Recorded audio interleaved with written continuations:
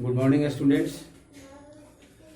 9th class का ये दूसरा वीडियो है। पहले वीडियो में हमने बताया था तुम लोगों को कि सोशल साइंस में कौन कौन से सब्जेक्ट पढ़ने हैं। आज हम उसी सब्जेक्ट के सिलसिले में हमने जो 4 सब्जेक्ट बताया था उसमें से एक सब्जेक्ट इकोनॉमिक्स की चर्चा हम लोगों ने उसमें किया था। इकोनॉमिक्स की पढ़ाई आज हम लोग शुरू करेंगे। इकोनॉमिक्स की पढ़ाई शुरू करने से पहले कुछ इकोनॉमिक्स से संबंधित कुछ बातें हैं, बेसिक बातें हैं जिसको हम लोग समझ लेते हैं। इकोनॉमिक्स को हिंदी में अर्थशास्त्र कहा जाता है। अर्थशास्त्र को 2 भाग में अगर विच्छेदित करते हैं तो अर्थ और शास्त्र। अर्थ का मतलब होता है धन और शास्त्र का अर्थ होता है पुस्तक, यानी कि उसको ग्रंथ, जिससे हम धन से संबंधित विषयों के बारे में जो अध्ययन करते हैं उसको हम अर्थशास्त्र के नाम से जानते हैं। ठीक है, तो आते हैं सबसे पहले हम इसमें देखने के लिए कि फादर ऑफ इकोनॉमिक्स किसको कहते हैं। Father of economics Adam Smith. Father of economics हुए हमारे एडम स्मिथ, जो 1776 ईस्वी में वेल्थ ऑफ नेशंस करके इन्होंने एक पुस्तक लिखी थी। उसी समय से इकोनॉमिक्स की जो है शुरुआत मानी जाती है। वैसे इकोनॉमिक्स शब्द का प्रयोग सबसे पहले चाणक्य ने किया था, लेकिन वो उसमें उन्होंने अर्थशास्त्र से संबंधित किसी भी विशेष विषय के विषय में चर्चा नहीं किया था। वो एक राजनीति से संबंधित पुस्तक थी, इसलिए इकोनॉमिक्स के शब्द का प्रयोग तो सबसे पहले चाणक्य ने किया था, ये तो बात आती है। लेकिन इकोनॉमिक्स जिसका हम लोग अध्ययन करने जा रहे हैं अर्थशास्त्र से संबंधित, उससे संबंधित एडम स्मिथ का जो है सबसे पहले नाम आता है। आइए अर्थशास्त्र की परिभाषा आप देखते हैं। अर्थशास्त्र की परिभाषा देखिए, अर्थशास्त्र सामाजिक विज्ञान की एक शाखा। मैंने आप लोगों को पिछले अध्याय में भी बताया था कि पिछले वीडियो में कि पिछले जो सामाजिक विज्ञान है उसमें 4 सब्जेक्ट होते हैं, उसी में से एक सामाजिक विज्ञान की एक शाखा है जिसमें वस्तुओं तथा सेवाओं के उत्पादन, वितरण और उपभोग के अध्ययन किया जाता है। ये सामाजिक विज्ञान का ऐसा शाखा है जिसमें वस्तुओं के तथा सेवाओं के वितरण, उपभोग तथा उसके ये वितरण के बारे में अध्ययन किया जाता है। साथ ही साथ जो अर्थशास्त्र है वो अर्थशास्त्र एक ऐसा सब्जेक्ट है, एक ऐसा विषय है जिसके बारे में कहा जाता है कि सीमित संसाधनों में संतुष्ट जीवन जीने की कला सिखाने वाला एक विज्ञान है। सीमित संसाधन में संतुष्ट जीवन जीने की कला अगर हमको सीखने के किसी विषय से मिलती है तो वो ये अर्थशास्त्र एक विषय आता है। अर्थशास्त्र के प्रकार, अभी हम लोगों ने देखा कि अर्थशास्त्र जो है क्या है, वस्तु और सेवाओं के उत्पादन, वितरण और उपभोग का अध्ययन करता है। तो जो अर्थशास्त्र के प्रकार हैं वो अर्थशास्त्र के प्रकार इन्हीं आधारों पर, यानी कि उत्पादन, वितरण और उपभोग के आधार को मान करके अर्थशास्त्र को 2 भागों में बांटा जाता है। अर्थशास्त्र को 2 भागों में बांटा जाता है। आधार क्या होता है, तो उत्पादन, वितरण और उपभोग होता है। उसी के आधार पर अर्थशास्त्र को 2 भागों में बांटा जाता है। पहला जो भाग होता है वो पहला है आपको मैक्रो इकोनॉमिक्स, जिसको हिंदी में समष्टि अर्थशास्त्र कहते हैं, और दूसरा होता है माइक्रो इकोनॉमिक्स, यानी कि उसको हिंदी में कहते हैं व्यष्टि अर्थशास्त्र। समष्टि से हमारा तात्पर्य आप देख रहे हैं, माइक्रो का अर्थ बड़ा से लिया जाता है, यानी कि मैक्रो का।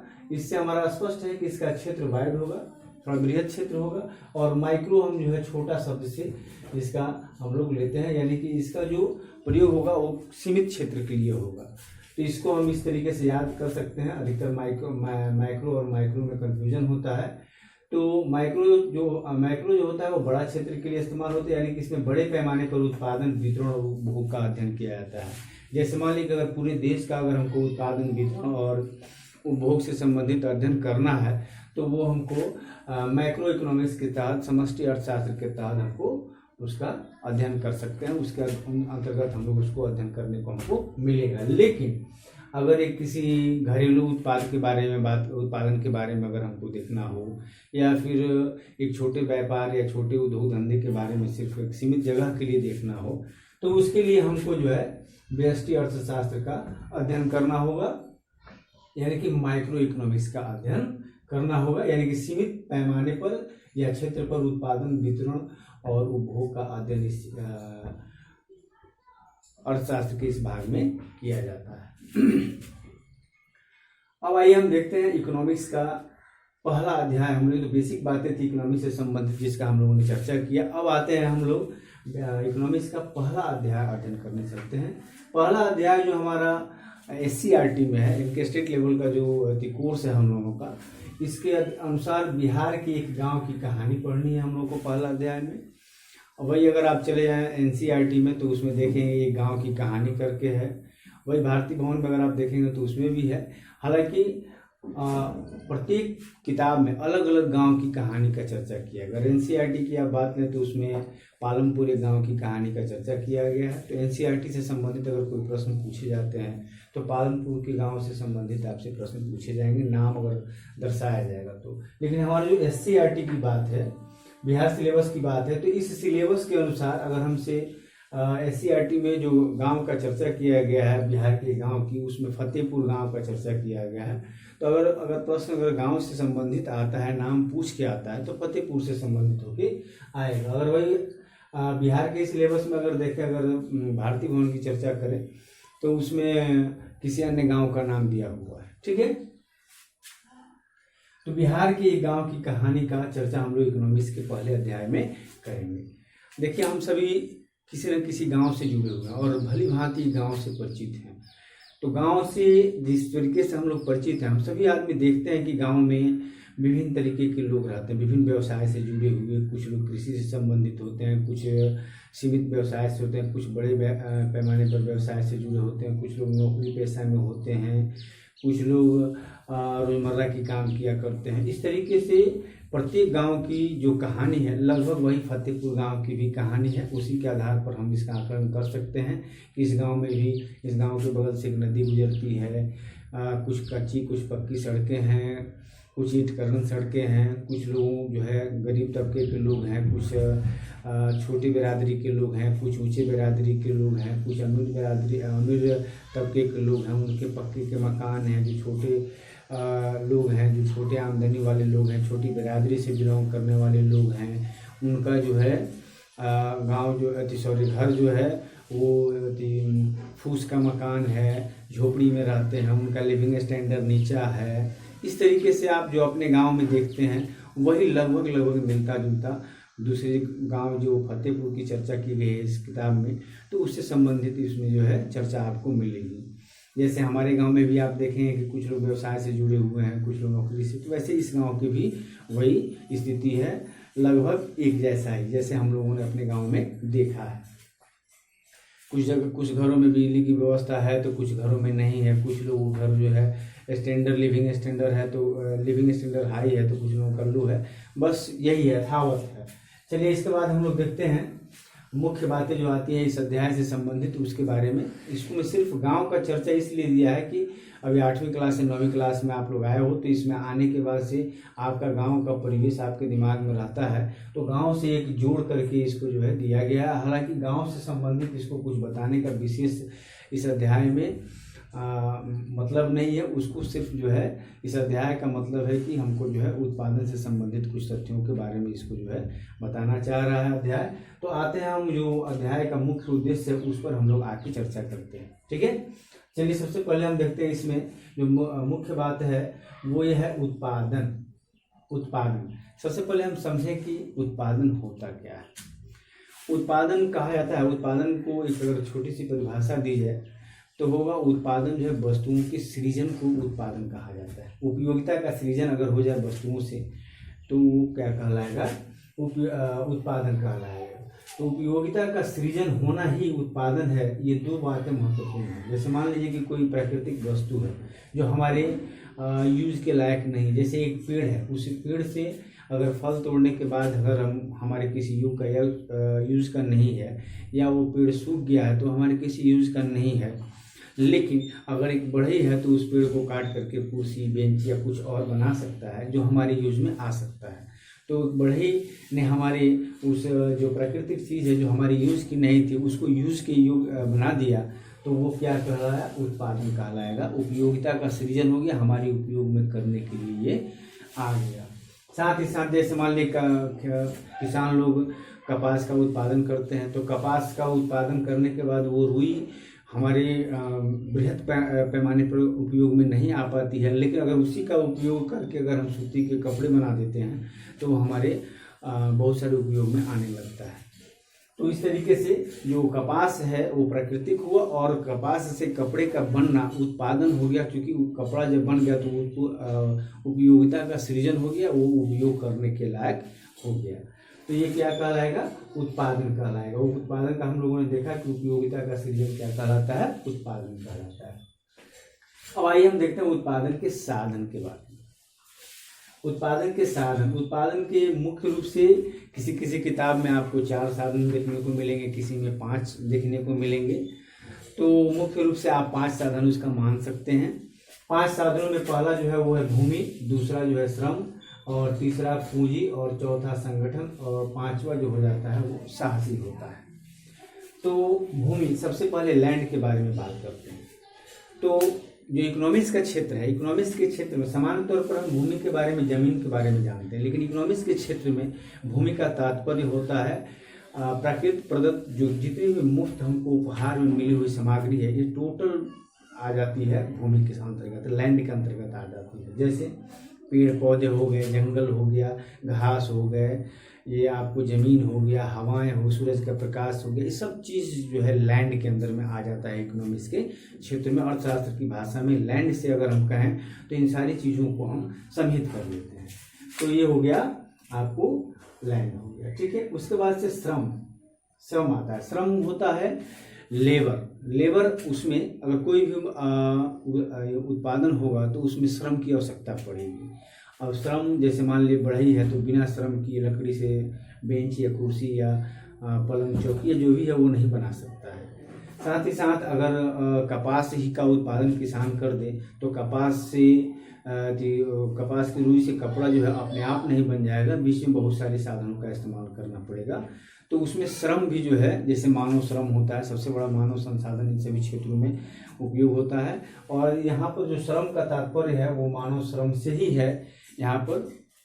उसके बाद आइए पूंजी है, पूंजी कैपिटल इसको कहा जाता है। पूंजी का तात्पर्य अधिकतर लोग यही समझते हैं कि पैसे से समझते हैं, तो पूंजी का तात्पर्य पैसा से नहीं है, और सिर्फ पैसे को ही हम पूंजी नहीं कहेंगे। पूंजी का तात्पर्य है कि उत्पादन में उपयोग किए जाने वाली वो वस्तु जिससे हमें अत्यधिक लाभ होता है वो पूंजी कहलाता है। अब आइए हम आपको इसके उदाहरण से समझाते हैं।